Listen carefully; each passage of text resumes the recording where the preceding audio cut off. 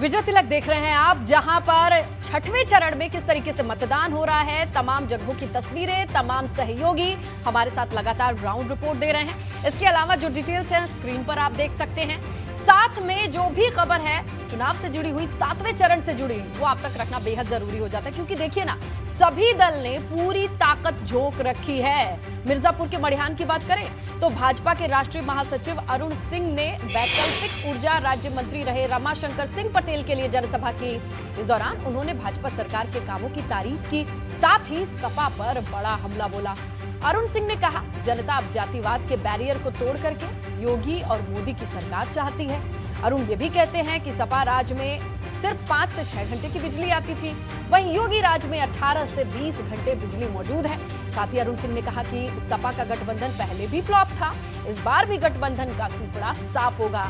इसके साथ भाजपा की सुनामी चल रही है, एनडीए मिर्जापुर की 5 सीटें जीतेगी, ये भी दावा किया अरुण।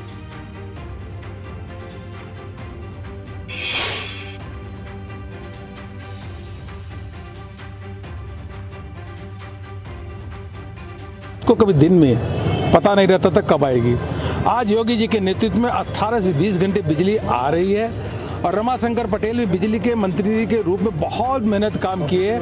मैं अभी मड़िहान विधानसभा में देख रहा था, चारों ओर संख्या ही संख्या दिख रही थी। पहले 46,000 से जीते थे, इस बार उससे बड़ी मार्जिन के आधार पे यहाँ जीतने जा रहे हैं। और मिर्जापुर की पांचों के पांचों सीटें भारतीय जनता पार्टी और उनकी गठबंधन की सीटें, गठबंधन के माध्यम से हम सीट जीतेंगे, कोई दिक्कत नहीं है। सुनामी चल रही है।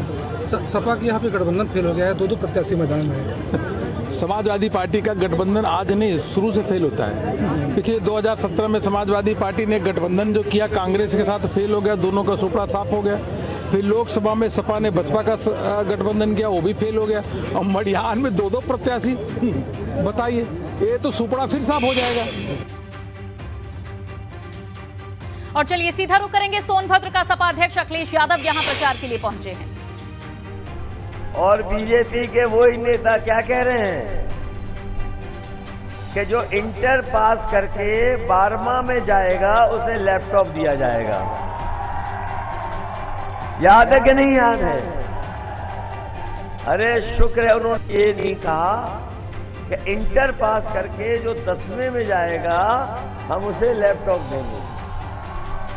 जब से उन्होंने ये कहा है तब से हमारे नौजवान और जो भी सुनता है वो लैपटॉप की बात को लेकर के लोटपोट हो जा रहा है। इधर बाबा मुख्यमंत्री कह रहे थे कि गर्मी निकाल देंगे। याद है कि नहीं याद है? और जब से जनता ने वोट डाला है, पहले चरण का, दूसरे, तीसरे, चौथे चरण का, भारतीय जनता पार्टी के नेता कार्यकर्ता ठंडे पड़ गए। और इतने ठंडे पड़ गए हैं कि कईयों ने अपनी गाड़ी से झंडा उतार लिया, कुछों ने अपने घर से झंडा उतार लिया। मुझे तो ये लगता है कि जिस तरह का हमें जन समर्थन दिखाई दे रहा है, इस बार गर्मी निकालने वालों की ये सब मिलकर के भाप निकाल देंगे। बताओ, भाप निकाल दोगे कि नहीं निकाल दोगे? और बाबा मुख्यमंत्री क्या कहते हैं? बाबा मुख्यमंत्री कहते हैं हम 12 बजे सो के उठते हैं। हमारे बारे में कभी कभी कहते हैं कि हम 12 बजे सो के उठते हैं। और जब से उन्होंने कहा 12 बजे सो के उठते हैं, तब से हम भी उनके घर पर नजर रखते हैं आजकल। और आजकल शाम को कभी कभी धुआं उड़ता हुआ दिखाई देता है वहां। और जब से 5 चरण के वोट पड़े हैं, हमारे बाबा मुख्यमंत्री 12 बजे रात में या 2 बजे सो के उठ जाते हैं और धुआं मांगने लगते हैं। अभी कुछ दिन पहले मैंने कुछ पुताई वाले जाते हुए देखे मुख्यमंत्री आवास की तरफ। हमने पूछा ये पुताई वाले कहाँ जाते हैं? बोले ये मुख्यमंत्री आवास आपका पूछे तो क्या लगा कि धुएं के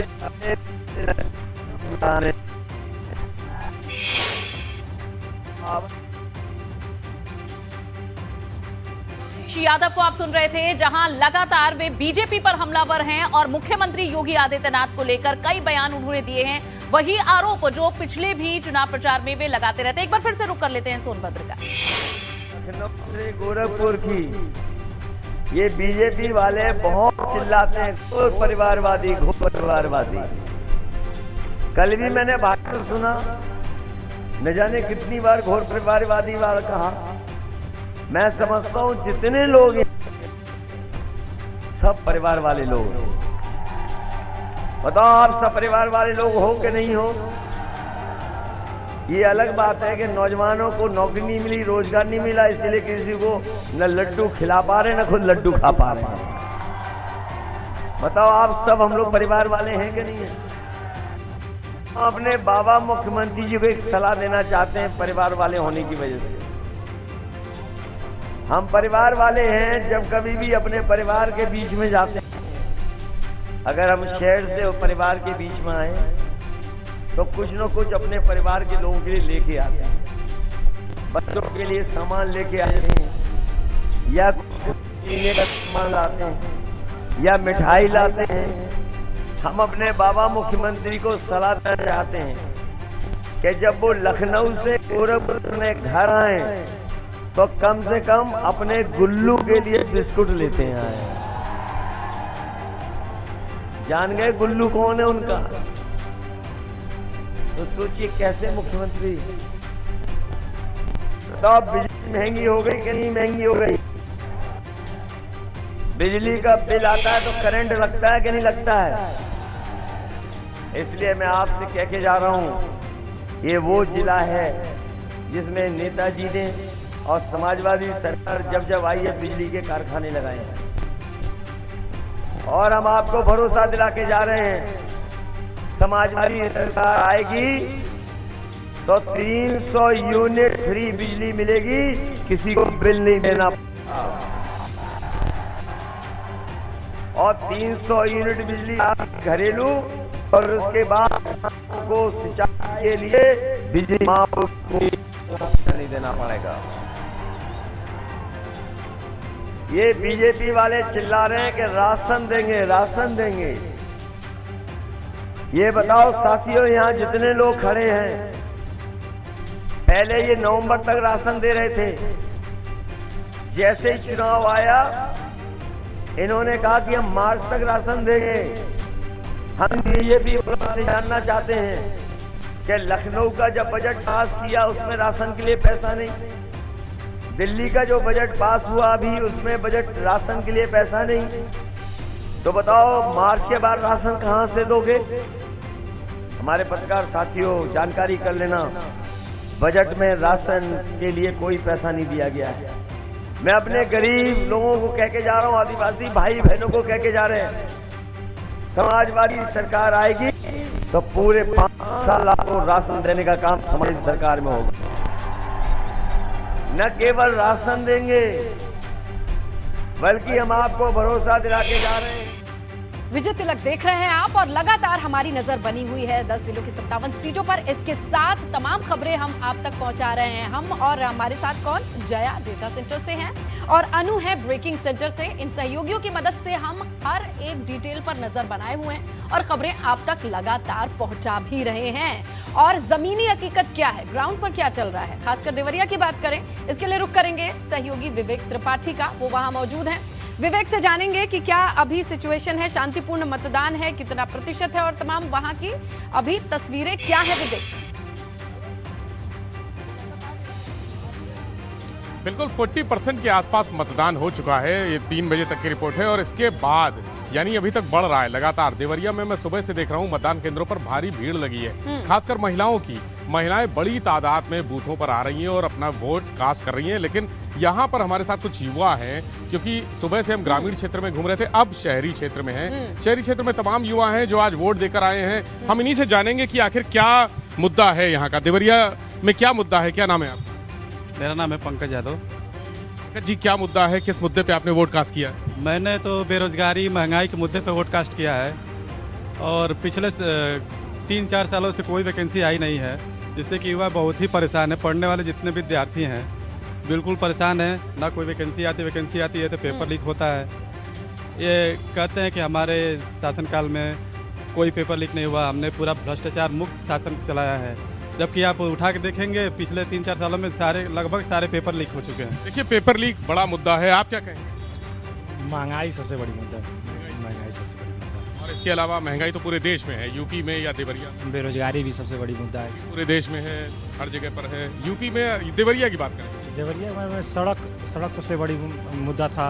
की समस्या है। पूर्वांचल में कई जनपदों में मैंने देखा सड़क, यहाँ पे ओवरब्रिज के नीचे अंडरपास बनाने के लिए, रेलवे लाइन के पास अंडरपास के लिए सबसे, पार्किंग के लिए सबसे बड़ी समस्या। सड़क का समस्या कोई नहीं है सर, पूरा देवरिया जिला में सड़क का सुधार हो गया है। राशन कार्ड भी जिसका यहाँ लोगों के हम जान रहे हैं, वोट करने लोग जा रहे हैं, लेकिन इस बीच वोटिंग का परसेंटेज क्या कहता है अलग अलग जिलों में, इसकी बात कर लेते हैं। 3 बजे तक का वोटिंग परसेंटेज आ चुका है। गोरखपुर जिले से इसकी शुरुआत करेंगे। 3 बजे तक 9 सीटों पर 46% मतदान हुआ है। बड़ी खबर, गोरखपुर जिले में 3 बजे तक 46% मतदान हुआ। गोरखपुर की 9 सीटों पर मतदान जारी है और ये 3 बजे तक का डेटा आ चुका है। गोरखपुर की सभी सीटों पर मतदान प्रतिशत आपके सामने। ज्यादा जानकारी देंगी मेरी सहयोगी जया। बिल्कुल अनु, तो आपने बताया कि ओवरऑल कितना मतदान प्रतिशत रहा है 3 बजे तक का? 46% मतदान रहा है। गोरखपुर की 9 विधानसभा सीटों पर हाल क्या है, बहुत जल्दी से अपने दर्शकों को बता देते हैं। देखिए, कैंपियरगंज की बात करते हैं, यहाँ पर 51% मतदान हो चुका है। पिपराइच की बात करें 52%, गोरखपुर शहरी में 46% वोटिंग परसेंटेज है। गोरखपुर ग्रामीण की अगर हम बात करते हैं तो वहां पर 43% मतदान है। सहजनवा में 45%, खचनी में 44%, जबकि आगे बढ़े और देखें चौरी चौरा में 46% मतदान है। बांसगांव में 42% मतदान और चिल्लू पार में 48% मतदान है। देखिए, चिल्लू पार में सुबह जब हमने 2 आंकड़े दिखाए थे तब आंकड़ा बहुत कम था वोटिंग परसेंटेज का, लेकिन अब ये बढ़ चुका है। और जैसे जैसे अभी क्योंकि वक्त है 6 बजे तक जो आंकड़े सामने आएंगे वो और बदले हुए दिखाई देंगे, क्योंकि वोटिंग परसेंटेज सामने आ गया है। अगला जिला कौन सा है, क्या वहां पर हाल है, बड़ी खबर आ चुकी है, अनु बताएंगे।